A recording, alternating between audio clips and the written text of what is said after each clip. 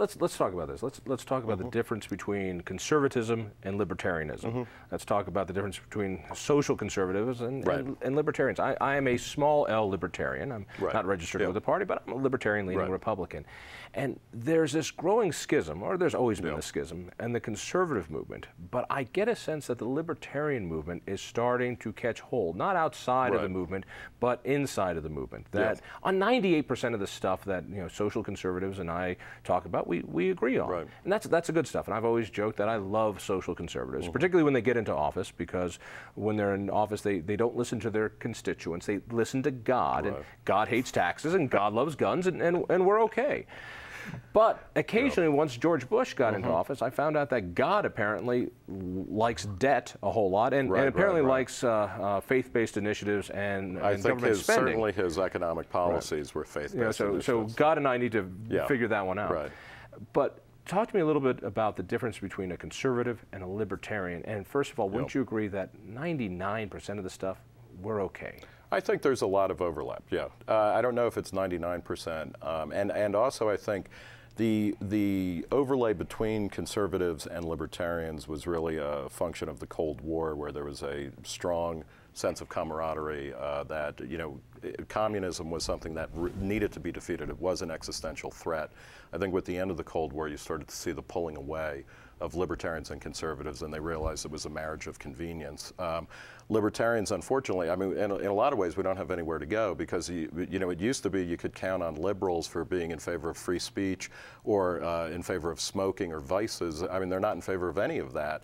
But what has been happening, and I agree, you're right, there is this understanding that libertarianism, which I think is best understood as a framework for allowing a lot of different people to live together peacefully. It doesn't tell you what to do, but it says, you know what, at the building block of a good society is one that is built on the idea of pluralism or tolerance, and that you can live. Tolerance is the key word. And that those of us who are libertarians, we're tolerant. You want to smoke? Go smoke. That's right. And if I want to join you, may I join you? If I don't want to smoke, you can't make me smoke. I can't make you stop smoking. The smoking issue, which is, by the way, one of the reasons we've got you into town, is we're going to be talking at our alcohol, tobacco, and firearms party, the most politically incorrect party of the year, where we do smoke, drink, and shoot. And what I love about those issues is that you find out who is truly a liberty junkie and who is a closet statist who just wants the world to look the way they want. Smoking is a perfect issue on that, because I don't smoke. And it's great to go to a restaurant where there's no smoking, so I'm going to use the government to force private individuals, private companies, private restaurants, not public places, private places, to bend to my will. Pretty soon I'm going to tell them that they can only serve pasta, and each restaurant needs to have a good cannoli. And then also maybe there will be a religious ceremony at the beginning or end of each meal, et cetera. I mean, and this is where I think libertarians, one of the reasons why libertarianism is gaining ground, not just among conservatives, but among younger people and whatnot, is increasingly we live in a world that is very libertarian in reality, if not in rhetoric. So, if you're talking about the internet, what is great about the internet is that you can roam around and you can go anywhere you want and you can avoid everything you want. But to go back to Starbucks, we're living in a world, where you have 1 million coffee drinks at your disposal, 200 TV channels. You can make and create your own culture in whatever terms you want.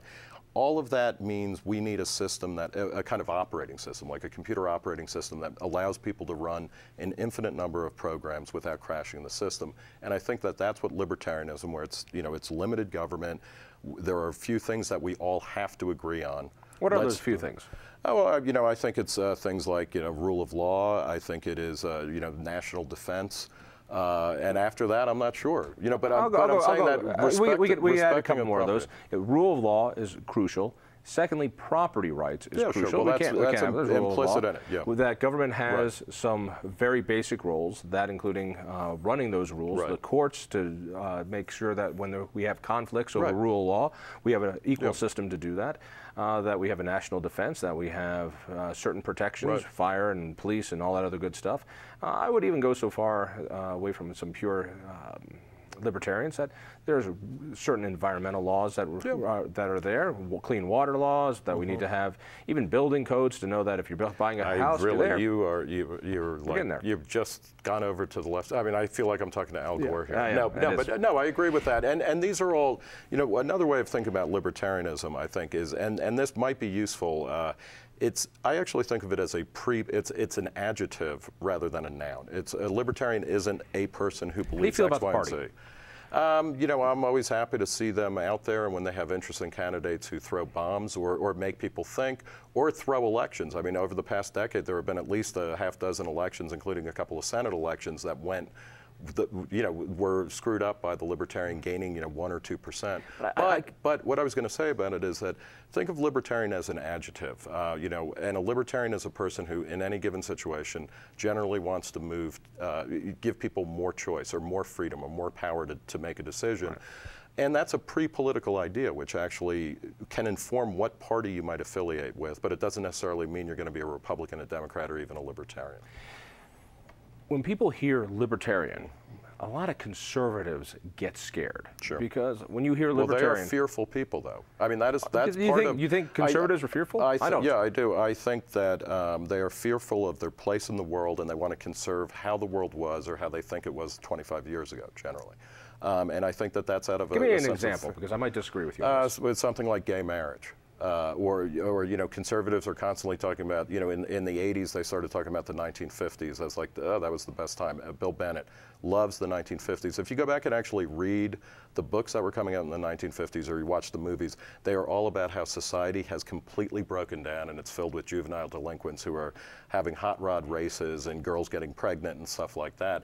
I mean, so it's this idol, it's this vision of things were much better when I was young or 20 years ago. Here's where we agree, though.